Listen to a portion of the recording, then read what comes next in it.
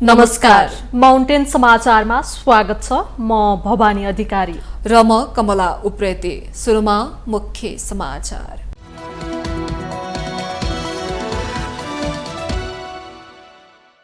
कृषि क्षेत्रलाई उद्योगमा रूपान्तरण गरी उत्पादन वृद्धि नगरेसम्म आत्मनिर्भर बन्न सकिँदैन।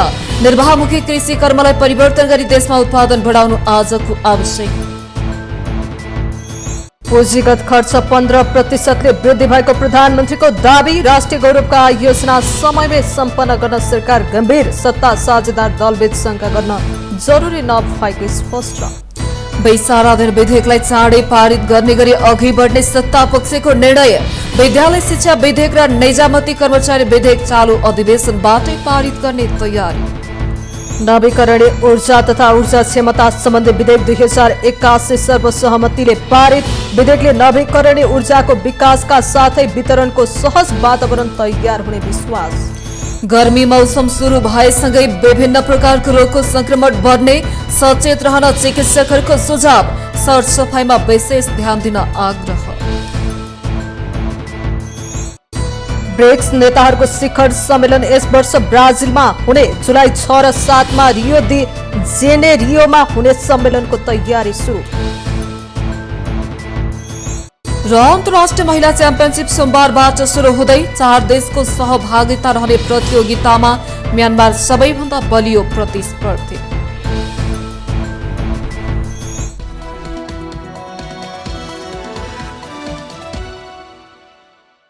अब समाचार विस्तारमा। कृषि क्षेत्रलाई उद्यमशीलतामा रूपान्तरण गरी उत्पादन वृद्धि नगरेसम्म हामी आत्मनिर्भर बन्न सक्दैनौं। निर्वाहमुखी कृषिको कामलाई व्यावसायिक र उद्यमशील कृषिमा परिवर्तन गरी देशमा उत्पादन बढाउनु आजको आवश्यकता हो। कृषि क्षेत्रलाई व्यावसायिक र उद्यमशील बनाउने रणनीति अपनाउनु पर्छ, जुन आजसम्म भएको छैन। त्यसका लागि भूमि बैंक स्थापना गरी उद्योगी र व्यवसायीलाई कृषि उत्पादनका लागि जमिन लिजमा दिने प्रबन्ध मिलाउनु पर्छ। देशलाई आत्मनिर्भर बनाउने यो काम आजसम्म सरकारको प्राथमिकता नै छैन। अहिलेसम्म हाम्रो कृषि क्षेत्र निर्वाहमुखी मात्र छ। निर्वाहमुखी काम गर्ने कृषकको खनजोत, मल, बिउ, सिंचाइमा धेरै खर्च हुन्छ, तर उत्पादन भने लागतसम्म उठ्ने अवस्था हुन्न। यस्तो कृषि अहिलेको हाम्रो आवश्यकता होइन। जमिन उद्योगी र व्यवसायीलाई लिजमा दिएर थोरै लागतमा धेरै उत्पादन गर्ने नीति अहिलेको हाम्रो आवश्यकता हो। निर्वाहमुखी उत्पादन पारिवारिक खपतमै सकिन्छ। बिक्री गर्न पुग्नेहरूले पनि उचित मूल्य पाउँदैनन्। यसको कारण हो कृषकलाई दैनिक समस्याले गाँजेको हुन्छ। त्यसैले लामो समय आफ्नो उत्पादन राख्न सक्ने क्षमता कृषकसँग हुन्न, तर उद्योगी व्यवसायीले भने भाउ नपाएसम्म आफ्नो उत्पादन जोगाएर भण्डारण गर्ने क्षमता राख्छन्। निर्वाहमुखी खेतीतर्फ कृषकको आकर्षण पनि घट्दो छ। अहिले अनेकौं कारणले कृषि पेसाप्रति आकर्षण घट्दो छ। युवा जनशक्ति कृषि पेसामा जोडिएको छैन। कृषि क्षेत्रलाई उद्योगका रूपमा विकास गर्ने हो भने विदेश जाने युवा जनशक्तिले स्वदेशकै कृषि उद्योगमा आबद्ध हुने थिए। अहिले जसले कृषि कर्म गरेका छन् उनीहरूका लागि सरकारबाट पाउने अनुदान, सहयोगका कार्यक्रम कागलाई बेल पाक्यो, हर्ष न बिस्मात जस्तै छ। जमिन खनजोत गरेर उत्पादन गर्ने वास्तविक कृषक कृषि अनुदानबाट वञ्चित छन्। कृषि उत्पादनका क्षेत्रमा अर्थात् जमिनमा काम नगर्ने तर कागज पत्र दुरुस्त मिलाउन जान्ने टाठा बाठाले कृषि अनुदान लिएर दुरुपयोग गर्दै आएका छन्। 3 महिना अघि कृषि तथा पशुपक्षी विकास मन्त्री रामनाथ अधिकारीले मन्त्रालयका एक सहसचिवको संयोजकत्वमा कृषि अनुदानको रकम दुरुपयोग भएको विषयमा छानबिन गराएका थिए। सो समितिले विगत 5 वर्ष यता 1,07,66,27,लाख अनुदान प्रवाह भएको सूची सार्वजनिक गरेको छ। तर त्यसमा कृषि अनुदान दुरुपयोग गर्ने व्यक्तिहरूको सूची भने सार्वजनिक गरिएको छैन। मन्त्रालय स्रोतका अनुसार कृषि अनुदानको रकम कागज पत्र मिलाएर 1 करोड भन्दा बढी दुरुपयोग गर्नेको संख्या 30 वटा भन्दा बढी रहेका छन्। गाई भैँसी पाल्न र कोल्ड स्टोर बनाउन अनुदान रकम लिनेहरूले अहिलेसम्म न गाई भैँसी पालेका छन् न चिस्यान केन्द्र नै बनाएका छन्। उनीहरूलाई मन्त्रालयले सोधपुछसम्म गरेको छैन। हजारमा, लाखमा र करोडमा कृषि अनुदान लिने संस्था र व्यक्तिको नाम सार्वजनिक गरी कारबाही गर्न ढिलो भइसकेको छ। जुन उद्देश्यले कृषि क्षेत्रमा करोड, लाख र हजारमा अनुदान रकम प्रवाह गरिएको हो त्यस अनुसारको सकारात्मक नतिजा हासिल भए नभएको विषयमा सरकारले चासो लिएको पाइँदैन। यस्तो अवस्थामा उत्पादन वृद्धि र रोजगारी सिर्जनाका विषयमा हामीले आशा गर्नु नै बेकार हुनेछ। वर्तमान अवस्थामा कृषि अनुदानका विषयमाथि गम्भीर बहस र समीक्षाको आवश्यकता बढेको छ। वास्तविक कृषकले मात्रै अनुदान पाउनुपर्ने प्रणालीको विकास हुनुपर्छ। कस्ता कार्यक्रमका लागि अनुदान दिने र कतिसम्म रकम राज्यले अनुदान दिने भन्नेमा पारदर्शी मापदण्ड सार्वजनिक गर्नुपर्छ। यसका साथै कसले कुन कस्तो आयोजनाका लागि कति अनुदान प्राप्त गरेको हो भन्ने विवरण पनि सार्वजनिक गर्नुपर्छ। त्यति मात्र होइन, मन्त्रालयले अनुदान दिएको रकमको दुरुपयोग नहुने सुनिश्चित नै गर्नुपर्छ। सबै विषयमाथि छलफल गरेर यदि कृषि अनुदानबाट राम्रो नतिजा प्राप्त भएको देखिएन भने कृषिमा दिने अनुदान रोकेर नयाँ उत्पादन वृद्धिको काम थाल्नुपर्छ। प्रधानमन्त्री केपी शर्मा ओलीले आइतबारको प्रतिनिधि सभाको बैठकमा सांसदहरूको प्रश्नको जवाफ दिनुभएको छ। सांसदहरूको प्रश्नको जवाफ दिँदै उहाँले चालु आर्थिक वर्षको 6 महिनाको पुँजीगत खर्च 15% वृद्धि भएको बताउनुभयो। साथै जाजरकोट भूकम्पबाट प्रभावित जिल्लाहरूमा हालसम्म 3 अर्ब 95 करोड 65 लाख रकम निकासा भइसकेको बताउनुभयो। उहाँले 2081 माघ महिनामा मात्रै भूकम्प प्रभावितहरूको लागि थप 80 करोड निकासा भएको जानकारी दिनुभयो। जाजरकोट भूकम्पको विस्तृत क्षति आकलनको लागि इन्जिनियरहरूको पहिलो टोली यसै हप्तादेखि फिल्डमा खटिने पनि उहाँले जानकारी दिनुभयो। जाजरकोट भूकम्पबाट प्रभावित जिल्लाहरूमा हालसम्म 3 अर्ब 95 करोड 65 लाख रकम निकासा भइसकेको छ। रुकुम र जाजरकोट जिल्लामा जिल्ला विपद व्यवस्थापन समितिबाट सिफारिस भई रितपूर्वक आएका सबै भूकम्प प्रभावितका लागि प्रथम र दोस्रो किस्ताको रकम पठाइसकिएको छ। 2081 माघ महिनामा मात्रै भूकम्प प्रभावितहरूका लागि थप रु 80 करोड निकासा भएको छ। जाजरकोट भूकम्पको विस्तृत क्षति आकलनका लागि इन्जिनियरहरूको पहिलो टोली यसै हप्तादेखि फिल्डमा खटिने छ। प्रधानमन्त्री ओलीले राष्ट्रिय गौरव र राष्ट्रिय प्राथमिकताको ठूला आयोजनाहरू समयमै सम्पन्न गर्ने विषयमा सरकार गम्भीर रहेको बताउनुभयो। उहाँले आर्थिक वर्ष 2080-81 को अन्त्यमा भुक्तानी गर्न बाँकी रहेको दायित्व मध्ये हालसम्म 22 अर्ब 43 करोड 36 लाख भुक्तानी भइसकेको पनि जानकारी गराउनुभयो। उहाँले बहुवर्षीय आयोजनाको लागि स्रोत सहमति प्रदान गर्दा आयोजना सम्पन्न हुने अवधि केटान गर्ने गरिएको बताउनुभयो। निर्माण व्यवसायीको भुक्तानीको समस्या समाधान गर्न मैले सुरुदेखि नै पहल गरिरहेको छु। आर्थिक वर्ष 2080-81 को अन्त्यमा भुक्तानी गर्न बाँकी रहेको दायित्व मध्ये हालसम्म रु 22 अर्ब 43 करोड 36 लाख भुक्तानी भइसकेको छ। यसै सन्दर्भमा ठूला राष्ट्रिय परियोजनाको लागि स्रोतको समस्या आउन नदिन सम्बन्धित मन्त्रालयलाई बजेट तर्जुमाका लागि प्रदान गरिएको बजेट सिलिङबाट त्यस्ता आयोजनाका लागि सो आर्थिक वर्षमा आवश्यक पर्ने रकम विनियोजन गरी एयरमार्क गरेपछि मात्र अन्य यो आयोजना तथा कार्यक्रममा बजेट छुट्याउने गरी नीतिगत प्रबन्ध गरिएको छ। प्रधानमन्त्री ओलीले गठबन्धनमा रहेका दलहरूबीच मुलुकको विकास र समृद्धिलाई निरन्तरता दिई राजनैतिक स्थिरता कायम गर्दै अगाडि बढ्ने भएकाले सत्ता साझेदार दलहरूबीच कुनै शंका उपशंका गर्न जरुरी नरहेको स्पष्ट पार्नुभयो। साथै उहाँले आयोजना कार्यान्वयनमा शीघ्रता ल्याउन ठेक्का व्यवस्थापनमा देखिएका समस्या समाधान गर्न अन्तर्तह तथा अन्तर्निकाय समन्वय कायम गर्न संयन्त्रहरूलाई क्रियाशील बनाइने उल्लेख गर्नुभयो।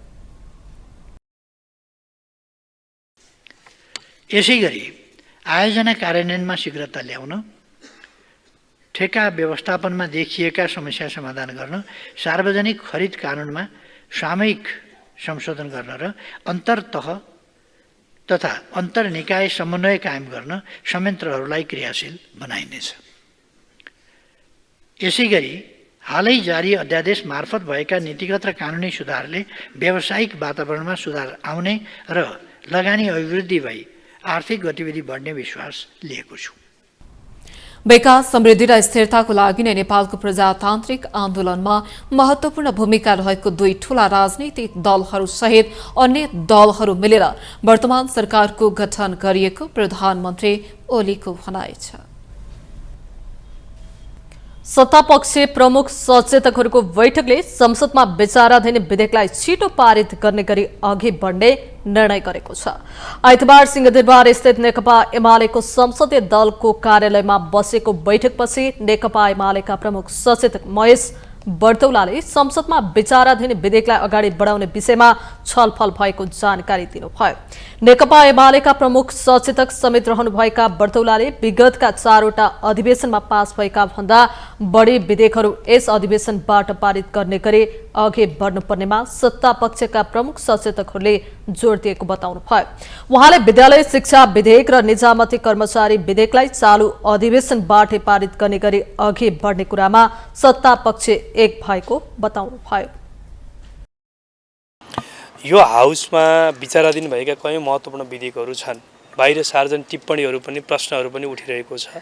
अहिलेको अधिवेशन विधेयक अधिवेशन हो, कतिवटा विधेयक पारित हुन्छ त भन्ने गरेको प्रश्न छ। त्यसले गर्दा त्यसभित्र पनि शिक्षा विधेयक सँगै निजामती विधेयकहरू अगाडि बढ्छ कि बढ्दैन भन्ने छ। आजको बैठकको हाम्रो सार निष्कर्ष के हो भने महत्त्वपूर्ण देखिएका विधेयकहरूलाई निष्कर्षमा पुर्याउने दुवै हाउसका, आज हामी संसदका फेरि अप्पर हाउसका लोअर हाउसको मात्रै होइन, अप्पर हाउस लोअर हाउस राष्ट्रिय सभा र प्रतिनिधि सभा दुवैका प्रमुख सचेतकहरू भएको एउटै कारण के हो भने दुवै हाउसमा रहेका विचाराधीन विधेयकलाई अगाडि बढाउने। यस्तै नेपाली कांग्रेसका प्रमुख सचेतक श्याम घिमिरेले सत्ता पक्षका प्रमुख सचेतकहरूको बैठकले विचाराधीन विधेयकहरू छिटो पारित गरी कानूनी रूप दिने र आउने विधेयकलाई पनि छिटो पारित गर्ने गरी प्रक्रिया अघि बढाउने बारेमा छलफल भएको बताउनुभयो। उहाँले विधेयक पारित गर्ने प्रक्रिया सुस्त भएको प्रति आफूहरू पनि चिन्तित रहेको उल्लेख गर्दै अब तीव्रता दिने निर्णय भएको बताउनुभयो। बैठक चाहिँ विशेष गरी अहिले विधेयकहरूकै विषयमा हामीले छलफल गर्यौं। अब हाम्रो विधेयक पारित गर्ने सिलसिला चाहिँ अलिकता सुस्त जस्तो देखियो र त्यो अलिकता हामी पनि चिन्तित छौं यो विषयमा र यसलाई कसरी चाहिँ के छ भन्दाखेरि तीव्र गतिमा तीव्रता दिने भन्ने कुरा चाहिँ असाध्यै हाम्रो लागि अहिले संवेदनशील विषय बनेको छ र यही विषयमै हामी केन्द्रित भएर आज छलफल गरेका छौं। खास गरी हामीले अहिले सबभन्दा महत्त्व दिएको भनेको यो विद्यालय शिक्षा विधेयक र निजामती कर्मचारी विधेयकलाई चाहिँ हामीले यो सदनबाट कुनै पनि हालतमा पास गर्नुपर्छ भन्ने निष्कर्षमा पुगेका छौं। प्रमुख सचेतक घिमिरेले अध्यादेश 6 गतेको बैठकमा पेश गर्ने कुरा सरकारको तर्फबाट आएको भए पनि सांसदहरू संघीय राजधानी बाहिर गएकाले केही समय सार्न आग्रह गरेको बताउनुभयो। आइतबारको प्रतिनिधि सभा बैठकमा सांसदले आकस्मिक समय लिएर विविध विषयमा सरकारको ध्यानकर्षण गराएका छन्। राष्ट्रिय स्वतन्त्र पार्टी रासपाकी सांसद बिन्दावासिनी कंसाकारले जलन विधेयक पारित गर्दै जलन उपचार केन्द्र स्थापना गर्न माग गर्नुभयो। उहाँले प्रत्येक वर्ष 60 देखि 65 हजार नेपाली नागरिक जलनमा पर्ने गरेको उल्लेख गर्नुभयो। उहाँले नेपालमा जनशक्ति उत्पादन र स्वास्थ्य क्षेत्रलाई गम्भीर रूपमा नलिँदा उच्च पदस्थ व्यक्तिहरू समेत जलनमा पर्ने गरेको बताउनुभयो। नेपालमा अकुपेसनल सेफ्टी एन्ड हेल्थलाई प्राथमिकता दिइँदैन, जसका कारण उच्च पदस्थ व्यक्तिहरू समेत दुर्घटनाको शिकार भइरहेका छन्। थिङ्क सेफ्टी डु सेफ्टी भन्ने अवधारणा केवल नारामा मात्र सीमित हुन भएन सभामुखज्यू। त्यसैले जलन जसलाई जहाँ जुन बेला पनि हुन सक्छ, यसले ठुलो मान्छे सानो मान्छे भन्दैन, जसको पनि ज्यान जान सक्ने अपाङ्ग हुन सक्ने सम्भावना हुन्छ। यही आवश्यकता महसुस गरेर मैले सदनमा गैर सरकारी विधेयक 7 महिना अगाडि दर्ता गरेको थिएँ। जलनले गर्दा वर्षौँ 60 देखि 65 हजार नेपाली नागरिकहरू जल्ने गर्छन्। राष्ट्रिय जनमोर्चाका अध्यक्ष चित्रबहादुर केसीले अमेरिकाले आप्रवासी नागरिक फिर्ता पठाउने क्रममा मानव अधिकारको गम्भीर उल्लङ्घन गरेको आरोप लगाउनुभयो। उहाँले विश्वको जुनसुकै कुनामा बसेको भए पनि बिना भेदभाव, समानता, स्वतन्त्रता र मानवीय अधिकारको उपभोग गर्न पाउने मानव अधिकारको विश्वव्यापी मान्यता भएको समेत बताउनुभयो। विश्वको जुनसुकै कुनामा बसेको भए पनि बिना भेदभाव, समानता, स्वतन्त्रता र मानवीय मर्यादाको अधिकार सबै नागरिकहरूले उपभोग गर्न पाउनु पर्ने मानव अधिकारको विश्वव्यापी घोषणापत्रको आधारभूत भावना हो।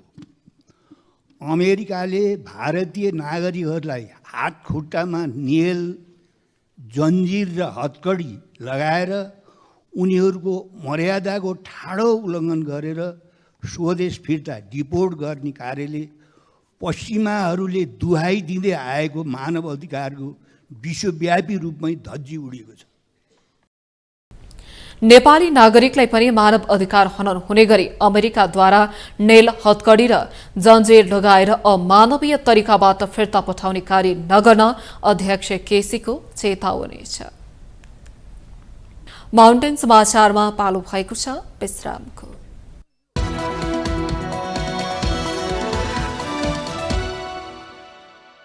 विश्रामपछि स्वागत छ। अब बाँकी समाचार।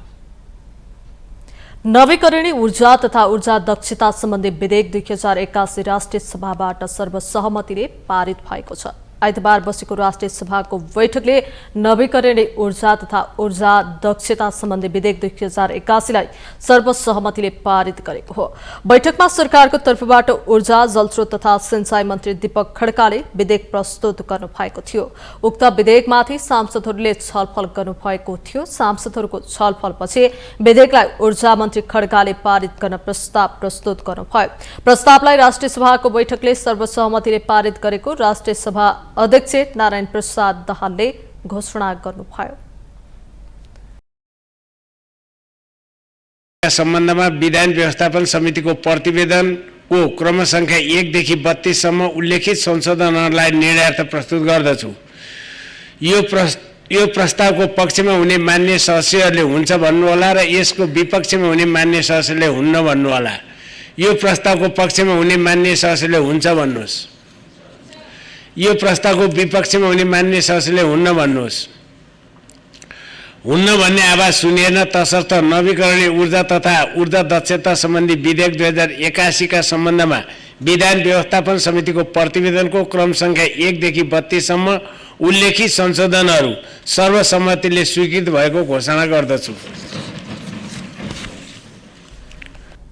राष्ट्रिय सभाको अर्को बैठक फागुन 6 गते मंगलबार बिहान 11 बजे बस्ने गरी स्थगित भएको छ। 6 वर्षदेखि मन्त्रालय, संसद, संसदीय समिति र फेरि मन्त्रालय, प्रधानमन्त्री कार्यालय, संसद हुँदै संसदीय समितिमा घुमिरहेको संघीय निजामती विधेयकमाथि संसदीय समितिमा छलफल सुरु भएको छ।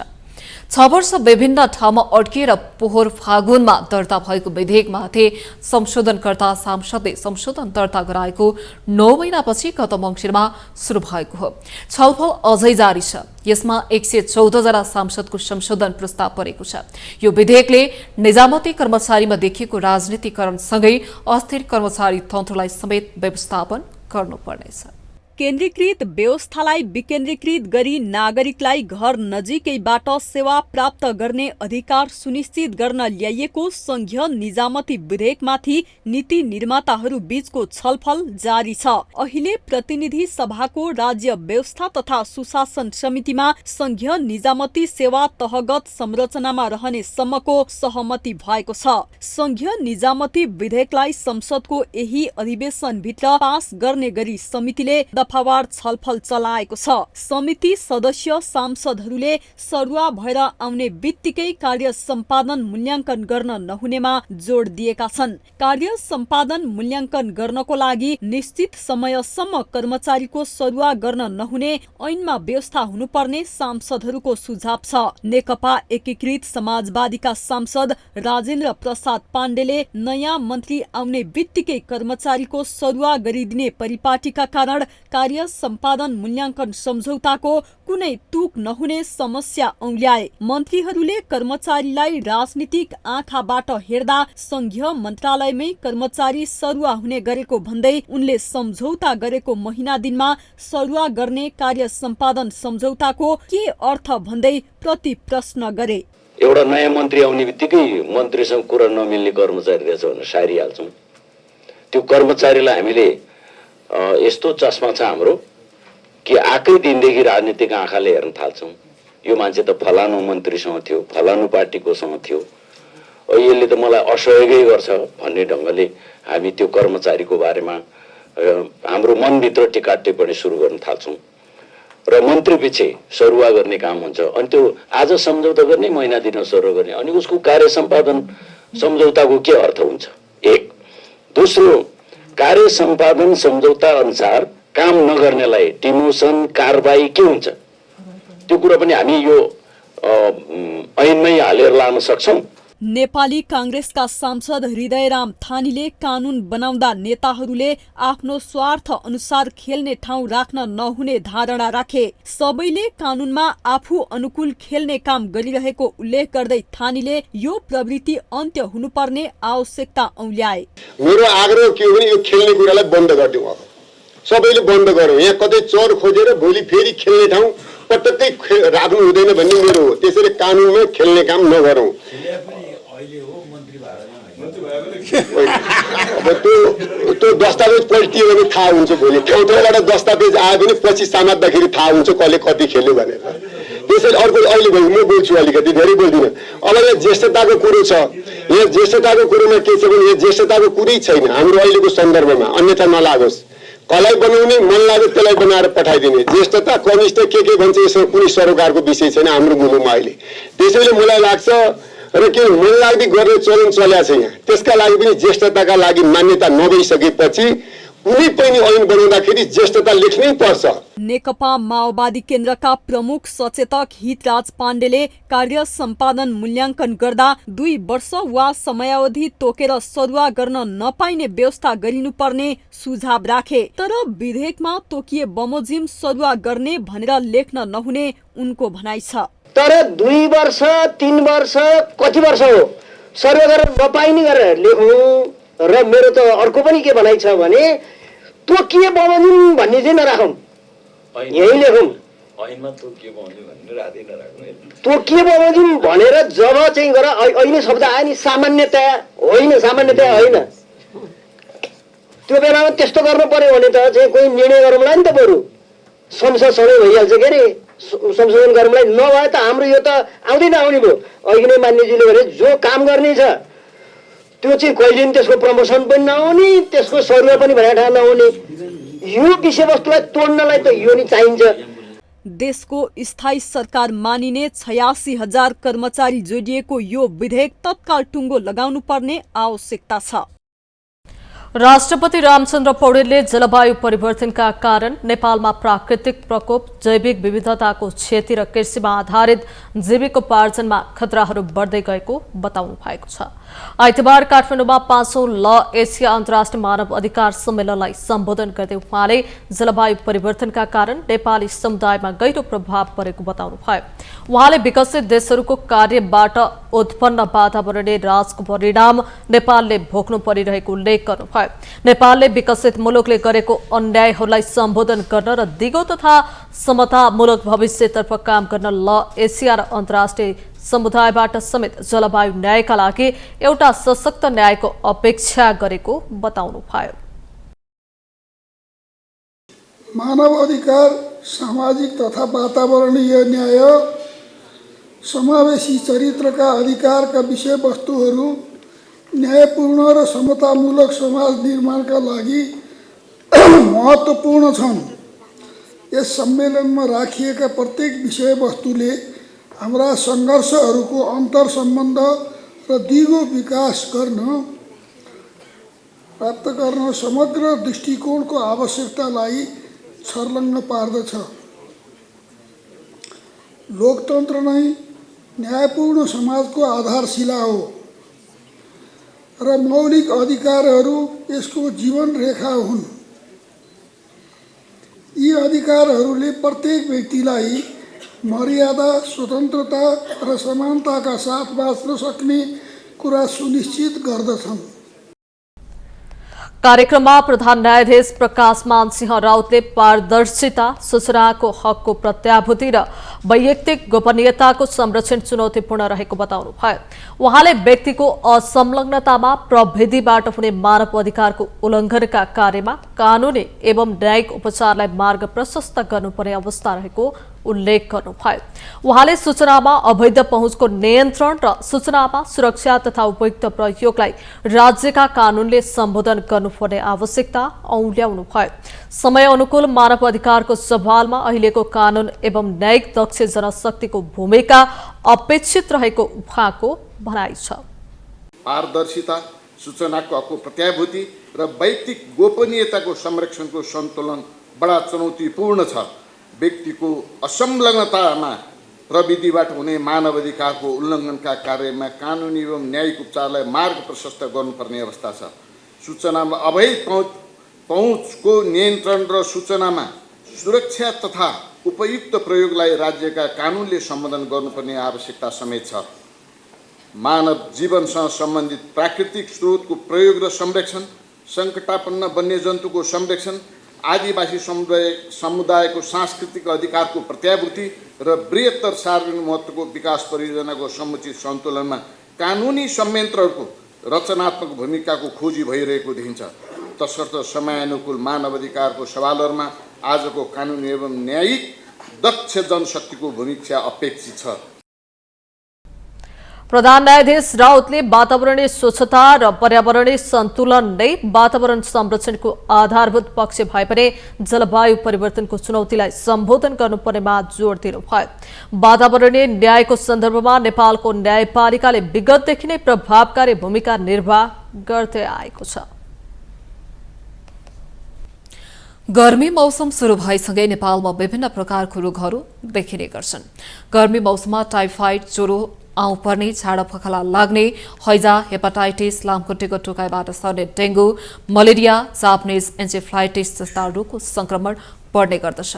गर्मी मौसममा डेङ्गु रोगको संक्रमण उच्च हुने गरेको छ। हालसम्म डेङ्गु रोगको 76 जिल्लामा संक्रमण फैलिएको छ। सरकारी निकायबाट मात्र डेङ्गु नियन्त्रण सम्भव नहुने हुँदा विशेषज्ञले डेङ्गु रोग नियन्त्रण गर्न सबैले सरसफाइमा ध्यान दिनुपर्ने औल्याएका छन्। बिस्तारै गर्मी मौसम सुरु हुँदैछ।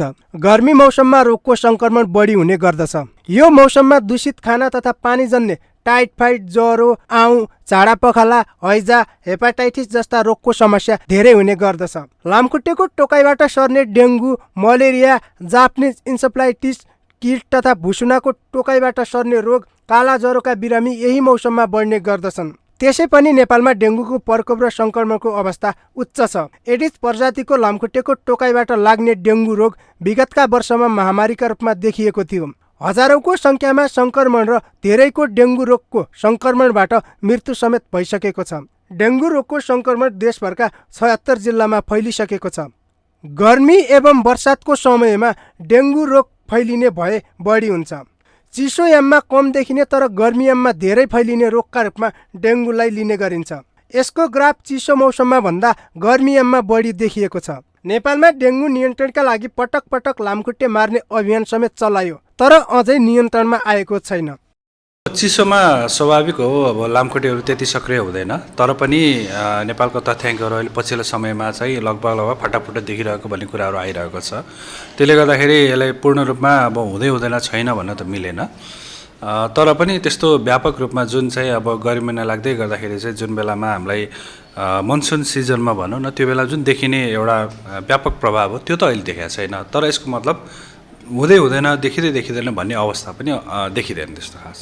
त्यसले गर्दाखेरि आगामी महिनाहरू चाहिँ हाम्रो लागि पक्कै पनि डेङ्गुको जुन एउटा रोगको यदि कुरा गर्ने हो भने चाहिँ चुनौतीपूर्ण रूपमा रहेको चाहिँ देखिन्छ।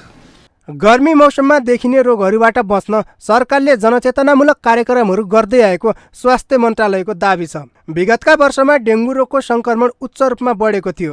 त्यही अनुसार सरकारले डेङ्गु नियन्त्रण गर्ने कार्यक्रम र लामखुट्टे मार्ने अभियान चलाएको थियो, तर डेङ्गु सङ्क्रमण कम हुन सकेन। स्वास्थ्य तथा जनसङ्ख्या मन्त्रालयले डेङ्गु सङ्क्रमणलाई नियन्त्रण गर्न ठोस योजना बनाउने दाबी गरेको छ। स्वास्थ्य तथा जनसङ्ख्या मन्त्रालयको मात्रै भर परेर केही नहुने हुँदा स्थानीय तहदेखि नै नागरिकले डेङ्गु लगायतका गर्मी मौसममा लाग्ने रोग नियन्त्रणका लागि सरसफाइमा ध्यान दिनुपर्ने आवश्यकता देखिएको छ।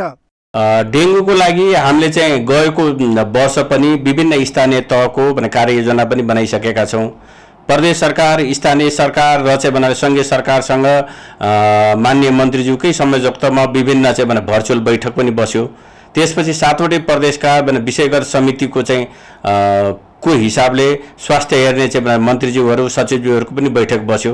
त्यसले चाहिँ डेङ्गुलाई चाहिँ प्राथमिकतामा राखेर त्यो अनुसार सहकार्य र समन्वय गर्ने गरी निर्णय गरेको छ र त्यही अनुसार हरेक प्रदेश सरकारले, हरेक स्थानीय सरकारले पनि सरसफाइमा ध्यान दिनुपर्छ र लामखुट्टे नियन्त्रणमा चाहिँ ध्यान दिनुपर्छ र साथसाथै कुनै कारणवश रोग लागिहाल्यो भने त्यसको चाहिँ निदान र उपचार व्यवस्थामा पनि सहकार्य गर्नुपर्छ भनेर निर्णय भइसकेको छ। डेङ्गु रोगको सङ्क्रमणबाट बस्नु भनेकै लामखुट्टेको टोकाइबाट बस्नु हो। यसको टोकाइ एवं सङ्क्रमण निकै घातक हुने गर्दछ। एडिस लामखुट्टे जमेको साङ्लो पानीमा जन्मिने र हुर्किने गर्छ। कुवाको पानी, खाल्डाखुल्डीमा जम्मा भएको साङ्लो पानी, नालाको पानीबाटै एडिस लामखुट्टेको जन्म हुन्छ। हामीले हाम्रो घर वरिपरि वातावरण र करेसाबारीमा समेत पानी जम्न नदिई सरसफाइमा हरेक नागरिकले विशेष ध्यान दिन सके डेङ्गु रोगको सङ्क्रमणबाट बस्न सकिन्छ। माउन्टेन टेलिभिजनका लागि क्यामेरामा पुरन सुवेदीका साथमा सुर्जन बोहरा, काठमाडौँ। माउन्टेन समाचारमा पालो भएको छ विश्रामको।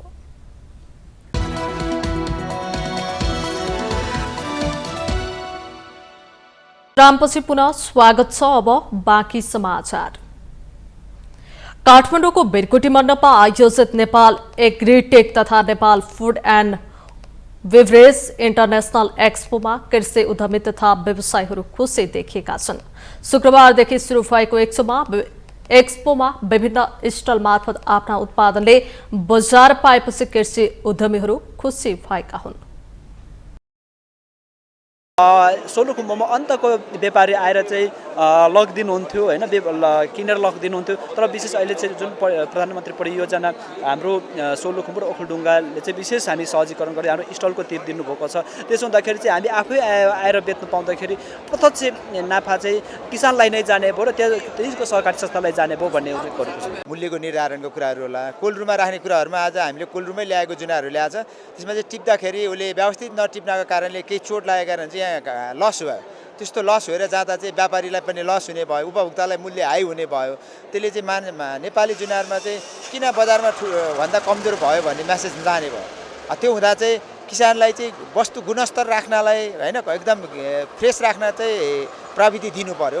होइन, प्रधानमन्त्री कृषि आधुनिकीकरण परियोजनाकै कारणबाट नेपालमा कृषि यान्त्रिकरणको बहस गाउँसम्म पुगेको छ। प्रधानमन्त्री कृषि आधुनिकीकरण परियोजनाका 9वटा रणनीति छन्। त्यसमध्ये एउटा मुख्य रणनीति चाहिँ कृषि यान्त्रिकरण हो र हाम्रा चाहिँ जिल्ला स्थित जोन र सुपर जोन कार्यान्वयन इकाइहरूबाट कृषि यान्त्रिकरणमा चाहिँ वितरणका कार्यक्रमहरू, कृषि यान्त्रिकरण प्रवर्धनका कार्यहरू, रिपेयर एन्ड मेन्टेनेन्स सम्बन्धी तालिमका कार्यक्रमहरू यसरी देशैभरि चलिरहेका छन्।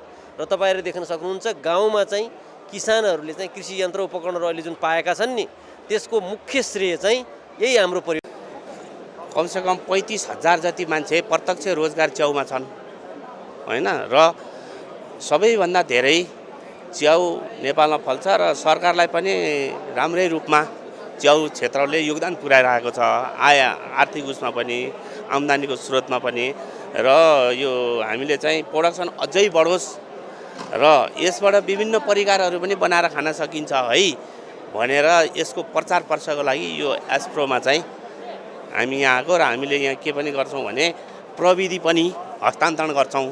एक्सपोले उत्पादित वस्तुको बजारीकरण गर्नुका साथै सेब तथा प्रविधि समेत हस्तान्तरण गर्ने भएकाले मेलाले नेपालमा उत्पादित कृषि उपजलाई विदेश पठाउन योग्य कसरी बनाउन सकिन्छ भनेर अभ्यास गर्न खोजेको आयोजकले जनाएको छ। यस्तो मेला आयोजना गर्दा कृषि उद्यमीलाई फाइदा पुग्नुका साथै उत्पादनलाई अन्तर्राष्ट्रिय बजारमा चिनाउन बाटो खुल्ने बताइएको छ। हाम्रो यसमा आएका प्रविधिका कम्पनीहरू हामीले यहाँ किसानहरूलाई निम्ता दिएर नेपालभरिबाट बोलाएका छौँ। किसान कृषि क्षेत्रमा लाग्नुभएका सबै उद्योगीहरू सबैजनालाई बोलाएका छौँ। हाम्रो एउटा उद्देश्य यसमा चाहिँ के हो भने यहाँको उत्पादनलाई पनि यहाँ प्रस्तुति गर्ने र त्यो उत्पादनलाई अन्तर्राष्ट्रिय प्रविधिका कम्पनीहरूसँग जोडेर त्यसको प्याकेजिङ प्रोसेसिङ सबैलाई कसरी इम्प्रुभ गर्न सकिन्छ र त्यसलाई नेपालबाट बाहिर पठाउने एक्सपोर्ट योग्य कसरी बनाउन सकिन्छ भनेर पनि हामीले एउटा सानो एउटा एक्सर्साइज गर्न खोजेका हौँ यसमा। यसले गर्दा चाहिँ कृषकलाई पनि फाइदा हुन जान्छ र जुन कम्पनी उद्योगीहरू यो क्षेत्रमा लाग्नु भएको छ उहाँहरूले पनि नेपाली उत्पादनलाई अन्तर्राष्ट्रिय बजारमा चिनाउने एउटा बाटो खुलाउन सक्छ कि भन्ने हाम्रो अपेक्षा यसबाट रहेको। एक्सपोले उत्पादित वस्तुको बजारीकरण गर्नुका साथै सेब तथा प्रविधि समेत हस्तान्तरण गर्ने भएकाले किसान तथा कृषि उद्यमीका लागि राम्रो अवसर हुने विश्वास गरिएको छ। सातौं नेपाल एग्रिटेक तथा Nepal food and beverage international expo सम्पन्न भएको छ। शुक्रबारदेखि सुरु भएको कृषि मेलाले नेपालको कृषि क्षेत्रलाई उपयुक्त हुने नवीनतम प्रविधि तथा सेवाको पहिचान गर्न मद्दत मिल्ने र कृषि उत्पादन वृद्धि भई कृषि उपजमा आत्मनिर्भर बन्न टेवा पुग्ने विश्वास गरिएको छ। मेलाले कृषिमा प्रविधिको प्रयोगलाई बढावा दिने कृषि व्यवसायको विश्वास छ। कृषि उपकरणको प्रचार प्रसारको लागि मेलामा स्वदेशी तथा विदेशी कृषि उपकरण कम्पनीहरूले स्टलहरू राखेका थिए। मेलाले नेपालमा भएको कृषि सम्बन्धी सेवा र वस्तुलाई निर्यात गर्न मद्दत पुर्याउने र विदेशबाट गुणस्तरीय कृषि उपकरण आयात गर्ने उनीहरूको विश्वास छ। नेपालमा रहेका वस्तु तथा सेवालाई निर्यात गर्न तथा नेपाललाई आवश्यक कृषि उपकरण आयात गर्न सकियोस् भनेर मेलामा जोडिएको उनीहरूले बताएका छन्। यसलाई चाहिँ पहिलो कुरा त उहाँहरूले आयोजना गर्दैखेरि एग्रिटेक एक्सपोलाई एउटा B2B बिजनेस राष्ट्रिय अन्तर्राष्ट्रिय रूपमा भएका बिजनेसहरूलाई एकअर्कामा आदान प्रदान गर्ने भन्ने हिसाबमा बुझेका छौँ। त्यो भएर एउटा त हामीसँग भएको वस्तु तथा सेवाहरू बाहिरको कम्पनीहरूसँग पनि हामीले एप्रोच गर्न सकियोस् र हामीलाई चाहिने चाहिँ वस्तु तथा सेवाहरू चाहिँ बाहिरको कम्पनीहरूबाट पनि लिन सकियोस् भन्ने पहिलो उद्देश्य रह्यो। दोस्रो भनेको चाहिँ सरकारी गैर सरकारीदेखि लिएर जति पनि निकायहरू आउनुहुन्छ उहाँहरूलाई हामीले के गरिरहेको छौँ भन्ने विषयवस्तुहरू चाहिँ उहाँहरूलाई देखाउनको लागि पनि यो प्लेटफर्म चाहिँ उपयुक्त हुन्छ भनेर हामी यहाँ उपस्थित भएका छौँ। चाहिँ कृषि यन्त्र उपकरणको एकदमै बढ्दो छ माग, किनभने अब देशको स्थितिदेखि नै राख्नु भएको छ होइन। युवाहरू जति सबै पलायन भइसके, सबै विदेशमा छन्। त्यसले गर्दाखेरि गाउँमा खेतीपाती गर्ने मान्छेहरू पनि एकदमै कम छ होइन। र अब प्रविधिको प्रयोग नगरिकन कृषिमा अगाडि बढ्न सकिँदैन भन्ने धारणा पनि सबैको भइ नै सकेको छ र त्यो यथार्थ सत्य पनि हो। त्यसले गर्दाखेरि अहिले माग चाहिँ बढी नै छ। यो हाम्रो जर्मनी कम्पनी हो। अब मैले पहिला चाइनिज जेनेरेटर चेन्सा मेसिनहरू उपकरणहरू ल्याएर बेच्थेँ थिएँ। त्यो अलिकति ड्युरेबल भएको जस्तो लागेन मलाई। बजारमा बढी चाहिँ कम्पिटिसन, त्यसले गर्दाखेरि जति कम्पिटिसन भयो उति चाहिँ उसले चाहिँ क्वालिटीमा घटाइदिन्छ। त्यही भएर मैले यसो विचार गरेर अलि राम्रो क्वालिटीको किसानलाई चाहिँ अलिकति उसको लगानी गरिसकेपछि चाहिँ उसले बेनिफिट पाओस् भनेर चाहिँ कसरी बेनिफिट पाउँछ भन्दाखेरि चाहिँ राम्रो क्वालिटीको सामान चाहियो। त्यही भएर चाहिँ राम्रो क्वालिटीको सामान खोज्ने क्रममा चाहिँ म स्टिल जर्मनीको चाहिँ यो स्टिल भन्ने कम्पनीमा चाहिँ म आबद्ध हुन पुगेँ। एक्सपोमा कुखुरा पालन, माछा पालन, बाख्रा पालन, गाई भैँसी पालन, डेरी, कृषिका मेसिनरी औजार उपकरण, भेटेनेरी, खाद्य प्रविधिबारे जानकारी समेत प्रदान गरिएको थियो। मुख्य प्रदर्शनी स्थलमा सबै विधाका अलग अलग समूह स्टलहरू रहेका थिए भने प्रदर्शनीमा प्रवेश निःशुल्क रहेको थियो। उपप्रधान एवं शहरी विकास मन्त्री प्रकाश मान सिंहले राजनैतिक स्थायित्व बिना मुलुकको विकास र समृद्धि सम्भव नभएको बताउनु भएको छ। बुटोल उपमहानगरपालिकाको 66औं स्थापना दिवसको अवसरमा आयोजित कार्यक्रमलाई सम्बोधन गर्दै उहाँले संघीयताको कार्यान्वयन गर्दै राजनैतिक स्थायित्व र समृद्धिका लागि वर्तमान गठबन्धन बनेको उल्लेख गर्नुभयो। बुटोललाई लुम्बिनीसँग जोडेर पर्यटकीय विकास गर्न सकिने भन्दै उहाँले यसबाट पर्याप्त लाभ लिन सरकारवालाहरूलाई आग्रह गर्नुभयो। बुटोललाई त यो चाहिँ इकोनोमिक एक्टिभिटी मात्र होइन, यो चाहिँ बुटोललाई चाहिँ खास गरेर यो लुम्बिनीको यो चाहिँ बुद्धदेखि लिएर यो चाहिँ जुन मुक्तिनाथसम्मको चाहिँ जुन सर्क्युट छ त्यो सर्क्युटलाई जोडेर यहाँ चाहिँ धेरै यो चाहिँ भनौँ न अब हाम्रो चाहिँ यो रिलिजियस टुरिज्मदेखि लिएर इकोनोमिक एक्टिभिटी गर्ने काममा चाहिँ धेरै काम चाहिँ गर्न सक्ने त्यो सम्भावना भएको चाहिँ थलो हो यो बुटोल उपमहानगरपालिका। लुम्बिनी प्रदेशका पूर्व स्वास्थ्य मन्त्री तथा प्रदेश सभा सदस्य भोजप्रसाद श्रेष्ठले संविधानको पूर्ण कार्यान्वयन हुन नसक्दा जनतामा निराशा छाएको बताउनुभयो। सानातिना व्यापारले बटौली बजार थामिन सक्दैन, त्यसकारणले हामीले कर्पोरेट कल्चर, कर्पोरेट बिजनेस त्यो हिसाबले काठमाडौँ बाहिरको ठुलो बजारको केन्द्र बुटोललाई बनाउने हो भने तपाईँ मिसन 25 को कुरा गर्नुहोस्।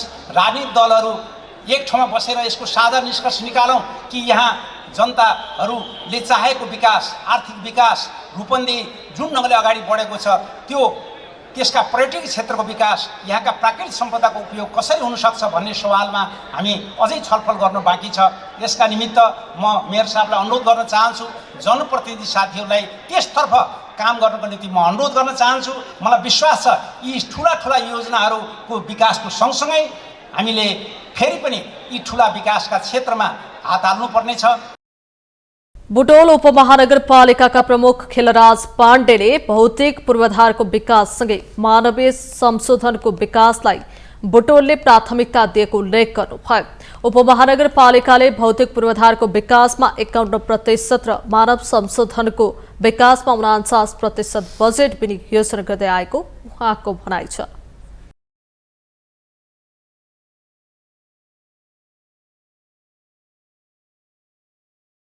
हामी बुटोल उपमहानगरपालिका हरेक कुरा पिपी मोडलमा विश्वास गर्छौँ, चाहे चाहिँ यातायातको क्षेत्रमा होस्, चाहे व्यावसायिक क्षेत्रमा होस्, चाहे निर्माणको क्षेत्रमा होस्, चाहे सामाजिक दायित्वको क्षेत्रमा होस्, हामी पिपी मोडलमा छौँ।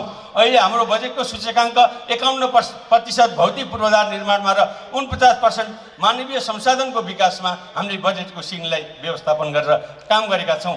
यसले के देखाउँछ भने भौतिक पूर्वाधार जतिको आवश्यक छ उत्तिकै मानवीय संसाधनको विकास, सिप, रोजगार, शिक्षा, स्वास्थ्य लगायत सामाजिक दायित्वको कुरा पनि उत्तिकै चाहिँ आवश्यक छ भन्ने कुरा चाहिँ हाम्रो संविधानले जुन निर्देशित गरेको छ ती बुँदाहरू उत्तिकै आवश्यक छन् भन्ने कुरा चाहिँ देखाउँछ। सो अवसरमा उपमहानगरपालिकाले सप्ताहव्यापी कार्यक्रमको समेत आयोजना गरेको छ। पुरानो पालिका बुटवलमा उपमहानगरपालिका यसले यहाँसम्म आउँदाखेरि एउटा लामो इतिहास बोकेको छ। विकासको यो स्तरसम्म ल्याइपुर्याउनलाई विभिन्न व्यक्ति र महानुभावहरूका कठिन परिश्रम र मेहनतहरू सिञ्चित भएका छन्। विभिन्न वर्ग, विभिन्न व्यक्ति, विभिन्न पदाधिकारी उहाँहरूको लगन मेहनत परेको छ यस स्थापनाको घडीमा।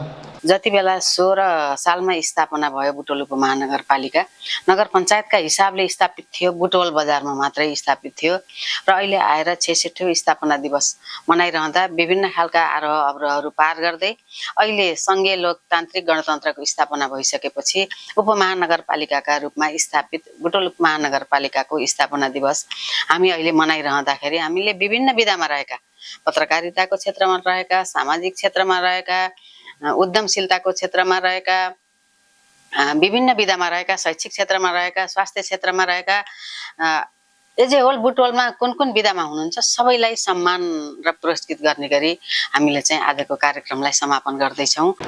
हाम्रो आँगनमा भएका विकास गतिविधिहरू, सामाजिक विकास, सहकार्यको एउटा अनुभव नमुना, विशेष झाँकीहरू विशेष कार्यक्रमहरूबाट नगरपालिकाको यो विकासमा सबै सङ्घ संस्था समुदायको साथ छ, समर्थन छ भन्ने एउटा नमुना हामीले यहाँ प्रस्तुत गरेका छौँ। कार्यक्रममा ज्येष्ठ नागरिक, शिक्षक, समाजसेवी, पत्रकार, टोल विकास संस्था, उत्कृष्ट करदाता, राजनैतिक दलका नेताहरू लगायतलाई पुरस्कृत तथा सम्मानित गरिएको थियो। उपमहानगरपालिकाको कला, संस्कृति, महिला तथा बालबालिका क्षेत्रको विकासमा पत्रकारिताको माध्यमबाट पुर्याएको योगदान स्वरूप माउन्टेन टेलिभिजन एचडीका संवाददाता सत्यनारायण मानन्धरलाई पुरस्कारका साथ सम्मान गरिएको छ। हामीसँग आर्थिक, अन्तर्राष्ट्रिय र खेल समाचार बाँकी नै छन्। माउन्टेन समाचारमा पालो भएको छ पुनः विश्रामको।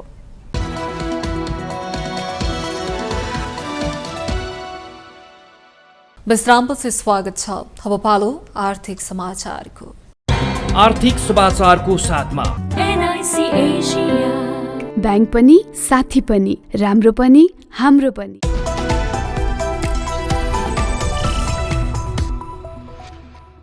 शेयर बजार परिसूचक नेप्से 2700 अङ्क नजिक पुगेको छ। आइतबार बजार 19.56 अङ्कले बढेको हो। सो अङ्कको वृद्धिपछि नेप्से 2698 मा कायम भएको छ। कारोबार रकम पनि बढेको छ। अघिल्लो दिन 7 अर्ब 92 करोडको कारोबार भएकोमा आइतबार 9 अर्ब 47 करोडको भयो। 176 कम्पनीको मूल्य बढ्दा 63 को घट्यो भने 4 को स्थिर रह्यो। फाइनान्स सेक्टरमा लगानीकर्ताको उल्लेख्य आकर्षण देखिएको छ। सो समूह सबैभन्दा धेरै 4.94% ले बढेको छ।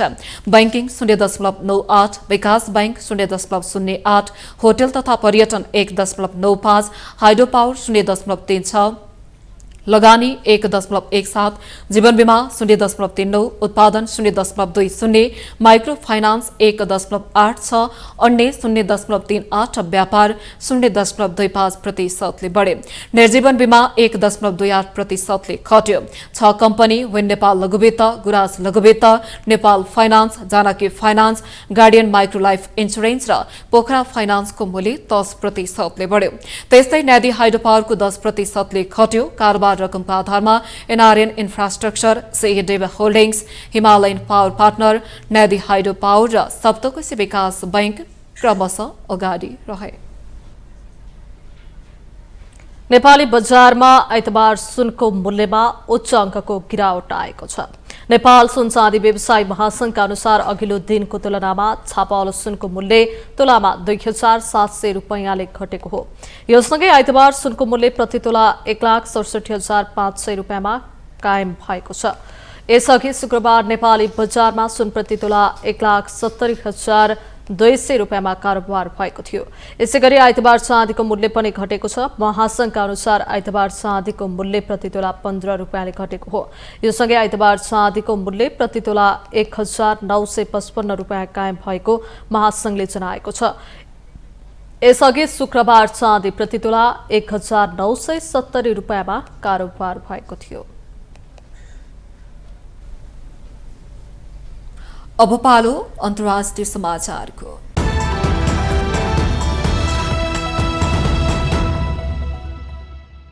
ब्रिक्स नेताहरूको शिखर सम्मेलन यस वर्ष ब्राजिलमा हुने भएको छ। ब्राजिलले जुलाई 6 र 7 मा रियो डी जेनेरियोमा ब्रिक्स नेताहरूको शिखर सम्मेलन आयोजना गर्ने भएको हो। ब्राजिलले 2025 को लागि ब्रिक्सको अध्यक्षता लिएको छ। यो शिखर सम्मेलनको लागि आवश्यक एजेन्डा र छलफलको विषयहरू तयार गर्ने कार्यको नेतृत्व ब्राजिलले गरिरहेको छ। सम्मेलनले विश्वलाई द्वन्द्व तनावको दलदलबाट बाहिर निकाल्नुको साथै विकासको मुद्दामा विश्व समुदायको ध्यान पुनः केन्द्रित गर्न योगदान पुग्ने बताइएको छ। विश्व अर्थतन्त्र को करिब 1/4 हिस्सा ब्रिक्स राष्ट्रहरूले ओगटेका छन्। हालको वर्षमा ब्रिक्स मुलुकहरूले विश्व आर्थिक वृद्धिमा 50% योगदान गरेका छन्। कोभिड-19 पछिको विश्व आर्थिक सुधार र वास्तविक बहुपक्षीयताका लागि ब्रिक्स देश अपरिहार्य एवं महत्वपूर्ण बन्ने अपेक्षा गरिएको छ। ब्रिक्सका पूर्ण सदस्य र साझेदार 20 देशका राष्ट्र प्रमुखहरूलाई स्वागत गर्ने ब्राजिलको तयारी रहेको छ। यस वर्षको जनवरीमा भारतको थोक मूल्य सूचकाङ्क 2.31% झरेको छ। भारतको वाणिज्य तथा उद्योग मन्त्रालयले जारी गरेको तथ्याङ्कले थोक मूल्य सूचकाङ्क घटेको देखाएको हो। जनवरीमा मुद्रास्फीतिको सकारात्मक दर मुख्यतया खाद्य उत्पादन, खाद्य वस्तु, अन्य उत्पादन, गैर खाद्य वस्तु र कपडाको उत्पादनको मूल्यमा भएको वृद्धिको कारणले भएको जनाइएको छ। डिसेम्बर 2024 मा WPI मुद्रास्फीति दर 2.37% र नोभेम्बर 2024 मा 2.16% थियो। WPI खाद्य मुद्रास्फीति पनि डिसेम्बर 2024 मा 8.89% बाट घटेर जनवरी 2025 मा 7.7% मा पुगेको छ। यसैगरी भारतको खुद्रा मुद्रास्फीति पनि यस वर्षको जनवरीमा 5 महिना यताकै न्यून 4.31% मा झरेको पछिल्लो सरकारी तथ्याङ्कले देखाएको छ। तथ्याङ्क तथा कार्यक्रम कार्यान्वयन मन्त्रालयले जारी गरेको तथ्याङ्क अनुसार जनवरी 2025 मा उपभोक्ता मूल्य सूचकाङ्क CPI मा आधारित मुद्रास्फीति 4.31% छ। डिसेम्बर 2024 मा CPI 5.22% थियो। खाद्य मुद्रास्फीति डिसेम्बर 2024 मा 8.39% बाट जनवरी 2025 मा 6.02% मा झरेको तथ्याङ्कले देखाएको छ।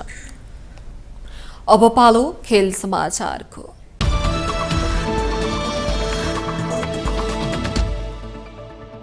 काठमाडौँमा सोमबारबाट अन्तर्राष्ट्रिय महिला च्याम्पियनसिप सुरु हुने भएको छ। नेपाल र म्यानमार सहित किर्गिस्तान र लेबनान गरी 4वटा देशको सहभागिता रहने प्रतियोगिता त्रिपुरेश्वर स्थित दशरथ रङ्गशालामा हुँदैछ। विगतमा भएको प्रतिस्पर्धा र उनीहरूको पछिल्लो स्थिति हेर्दा नेपालको लागि म्यानमार सबैभन्दा बलियो प्रतिस्पर्धी मानिएको छ। फिफा वरियतामा म्यानमार नेपालभन्दा माथि रहेको छ भने किर्गिस्तान र लेबनान वरियतामा नेपालभन्दा तल छन्। फिफा महिला विश्व वरियतामा 55औं स्थानमा रहेको म्यानमारलाई यो प्रतियोगिताको उपाधि दावेदारको रूपमा लिएको छ। नेपाल र म्यानमार बीच 3 पटक प्रतिस्पर्धा भएको छ, जसमा म्यानमारले 2 खेल जित्दा 1 खेल बराबरीमा सकिएको छ। सन् 2018 मा भएको ओलम्पिक एसिया छनौटको पहिलो चरणमा नेपाल र म्यानमारले 1-1 को बराबरी खेलेका थिए भने सन् 2019 मा भारतमा सम्पन्न हिरो कपको लीग चरणमा नेपाल म्यानमारसँग 3-0 तथा फाइनलमा 3-1 ले पराजित भएको थियो। किर्गिस्तान र लेबनान म्यानमार भन्दा कम बलियो टोलीको रूपमा लिएको छ। यसअघि नेपालले किर्गिस्तान र लेबनानसँग मात्र 1-1 पटक प्रतिस्पर्धा गरेको छ। सन् 2019 मा किर्गिस्तानसँगै भएको खेलमा नेपालले घरेलु टोलीलाई 8-2 गोलले हराएको थियो। फिफा वरियतामा किर्गिस्तान नेपाल भन्दा तल छ। नेपाल र लेबनान बीच अहिलेसम्म 1 पटक प्रतिस्पर्धा भएको छ। यो प्रतियोगिता खेल्ने 4 मध्ये सबैभन्दा तल्लो वरियतामा रहेको लेबनानको टोलीसँग नेपालले गत वर्ष साउदी अरेबियामा भएको वाफ च्याम्पियनसिपको सेमिफाइनलमा प्रतिस्पर्धा गरेको थियो। सो खेलमा नेपाल 2-1 ले विजय भएको थियो। एएफसी महिला एसियन कप र फिफा महिला विश्वकप छनौटको तयारी सुरु हुन लागेको प्रतियोगिता फागुन 14 गतेसम्म हुनेछ। नेपालले फागुन 5 गते सोमबार किर्गिस्तानसँग खेल्दै प्रतियोगिता सुरु गर्नेछ। यो खेल साँझ 6 बजे दशरथ रङ्गशालामा हुने इन्फाले जनाएको छ। यही दिन दिउँसो 2 बजे म्यानमार र लेबनान बीच पनि खेल हुनेछ। माउन्टेन समाचारमा पालो भएको छ पुनः विश्रामको।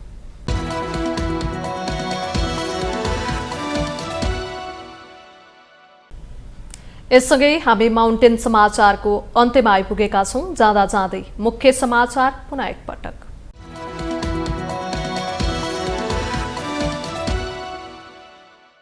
कृषि क्षेत्रलाई उद्योगमा रूपान्तरण गरी उत्पादन वृद्धि नगरेसम्म आत्मनिर्भर बन्न सकिँदैन।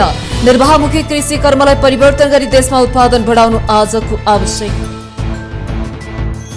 पुँजीगत खर्च 15%ले वृद्धि भएको प्रधानमन्त्रीको दावी। राष्ट्रिय गौरवका योजना समयमै सम्पन्न गर्न सरकार गम्भीर। सत्ता साझेदार दलबीच शंका गर्न जरुरी नभएको स्पष्ट। वैशाराधन विधेयकलाई चाँडै पारित गर्ने गरी अघि बढ्ने सत्ता पक्षको निर्णय। विद्यालय शिक्षा विधेयक र निजामती कर्मचारी विधेयक चालू अधिवेशनबाटै पारित गर्ने तयारी। नवीकरणीय ऊर्जा तथा ऊर्जा क्षमता सम्बन्धी विधेयक 2081 सर्वसहमतिले पारित। विधेयकले नवीकरणीय ऊर्जाको विकासका साथै वितरणको सहज वातावरण तयार हुने विश्वास। गर्मी मौसम सुरु भएसँगै विभिन्न प्रकारको रोगको संक्रमण बढ्ने, सचेत रहन चिकित्सकहरूको सुझाव। सरसफाइमा विशेष ध्यान दिन आग्रह। ब्रिक्स नेताहरूको शिखर सम्मेलन यस वर्ष ब्राजिलमा हुने जुलाई 6 र 7 मा रियो दी जेनेरियोमा हुने सम्मेलनको तयारी सुरु। र अन्तर्राष्ट्रिय महिला च्याम्पियनसिप सोमबारबाट सुरु हुँदै 4 देशको सहभागिता रहने प्रतियोगितामा म्यानमार सबैभन्दा बलियो प्रतिस्पर्धी।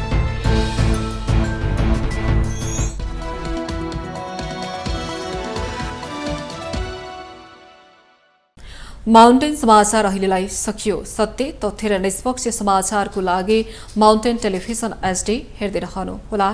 नमस्कार।